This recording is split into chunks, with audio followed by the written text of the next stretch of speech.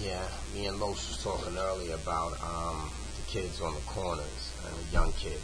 He was also talking about my son, how he hangs with all the youth on the corners of 3rd Street, and the same things I used to do when I was young. But there's a difference between the kids today and the kids from yesterday, like yesteryear, when we was out on the streets. We definitely did a lot of things that we shouldn't have done, and we didn't have no idea of where it would lead us to. But today, the youth that are actually standing on the corners, they really have no idea where they're heading to. They have no clue. And the people like myself who's been through it, we get to see a visualization of their future, which leads to nowhere. Or prison, death, on drugs. So what we want to do is we want to try to change this. We want to try to change the mindsets. And I was telling a friend of mine today, I said, I looked at these new group of youth that I see on the corners, like it's a younger group that's coming on to take over that corner now, as it always happens over the years. And this is the group that has watched the group who wear their pants off their ass, who talk so much slang where they don't even know how to talk English anymore. This is the group of people that just have nothing to do with their lives at all and not trying to learn. So the group of people and the young ones that's on the corner today learn from this group. So they don't even know the people that was here 10 years ago or 20 years ago, even if it's the people doing the same thing they doing as far as the wrong thing.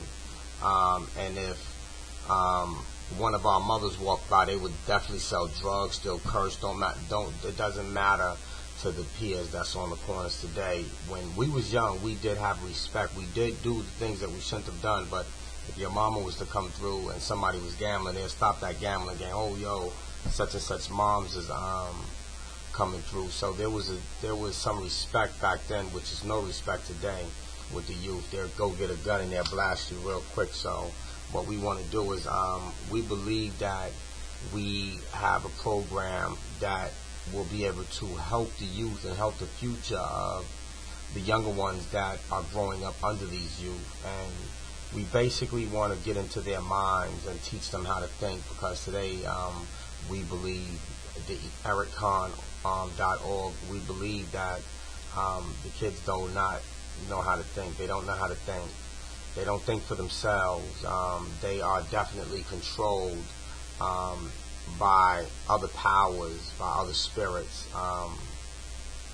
They wear their pants off their ass real low to where their whole underwears are showing, and it's no way in the world that you can tell me that every kid in America who wear their pants like that do it because that's what they want to do and they feel comfortable doing that for real, because most of them are actually so crazy as to say that it's more comfortable for them. My son used to actually be one of those who said that it's actually more comfortable to wear it under the butt and, walk around all day having to pull your pants up while you're walking, altering your walk just to keep your pants there. I don't understand how that's more comfortable. That's actually idiotic. But what happens is they're followers. They're followers of the people who they want to be like, who they're scared to be themselves around. So we have to start changing this. I believe that today in the urban areas and the different, in the cities, that we have to start putting programs together that are going to start targeting the kids, possibly at the age of 10. I always felt like at the age of 12, that's when they can start in the programs that would be produced by erikconn.org. At the age of 12, we believe that is a crucial time for you to learn to start thinking. Thinking is very crucial in today's society, because before you do anything and make any moves in life, it's very important that you think, because it's always math involved. 1 + 1 = 2. 10 take away 20 is -10, and that's a negative. So sometimes you have to think and you have to say to yourself, if I do this, what's the outcomes? Sometimes it's better just to have a little patience and sit back and really do the math, because when you make the move, the outcome might be pleasant. If you don't do the math, the outcome could be disastrous, and after it's disastrous, you could say to yourself, boy, it could have been like this if I thought. But people don't think. Even when the young kids out here today, they pull the guns, they pull the triggers. They don't think. There's no way in the world that a young kid will pull that trigger if he thought about it before he went to get that gun. And see, what we have to do is we have to get these kids in a mindset to where if there's some drama, they have to learn how to deal with the solution without violence. That's what has to happen today. I do understand that sometimes people say, well, you know, this happened, that happened, but 9 out of 10 times there are solutions to the answer that can be peaceful, or definitely not without guns involved. It's definitely cowards that really run around with those guns that just kill one another. It's crazy.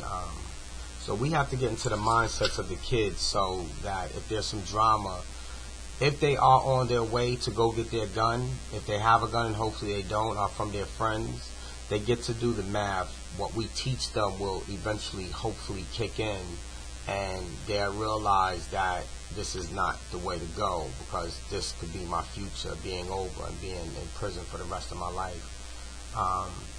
If a kid was to have a gun and he was actually getting ready to kill somebody and someone was to intervene and just pause the picture for a moment and just show the person that's going to pull that trigger to kill that next individual the picture of what will happen after it's actually done.